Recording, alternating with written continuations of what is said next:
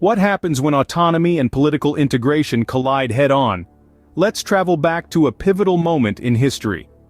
In 1773, the city of Boston became the stage for a significant event that would forever change the course of history. This event, known as the Boston Tea Pouring event, was far more than a mere act of rebellion. It was a direct response by Boston activists to a new tax imposed on tea by the British Parliament, a tax they saw as an affront to their autonomy. You see, the colonists in Boston enjoyed a certain degree of autonomy, a sense of self-governance that allowed them to manage their affairs without undue interference. But this new tax, it was a clear message from Parliament: we control you.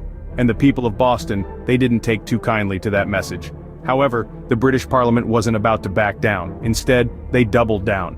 The following year, 1774, they responded with a series of intolerant laws that stripped Massachusetts of its historic autonomy. The British Parliament placed the colony under military rule, a harsh and repressive regime that stifled the colonists' freedoms. But a funny thing happens when you try to suppress people's freedoms, when you try to strip them of their autonomy. They don't just roll over and accept it, they fight back.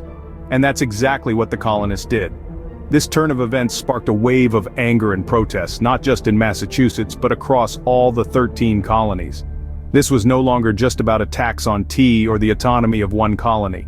This was about a people, united in their desire for freedom, standing up against an oppressive regime, and it was this unity, this collective resistance, that would ultimately lead to the birth of a new nation. And so, dear listeners, as we delve deeper into our journey of understanding the complex relationship between autonomy and political integration, let's keep in mind this pivotal moment in history. Because as we'll see, it's in these moments of conflict and resistance that the true power of autonomy and the potential pitfalls of political integration are most clearly revealed. This turn of events sparked a wave of anger and protest, not just in Massachusetts, but across all the 13 colonies. As the colonies united in their outrage, leaders convened in what was known as the First Continental Congress. In the face of an increasingly oppressive British rule, patriot leaders from the 13 colonies found strength in unity. They gathered with a common purpose: to coordinate resistance against the intolerable laws imposed by the British Parliament. This was a turning point in history, as a united front began to form against British oppression. It was an era of great unrest, but also of great resolve. The Congress was not a gathering of defeated men seeking mercy, but a congregation of determined leaders ready to fight for their rights and liberties. Among the actions taken, the First Continental Congress called for a boycott of trade with Britain. This was not simply an economic strategy, but a political statement, a clear and powerful message to the British Parliament that the colonies would not be exploited.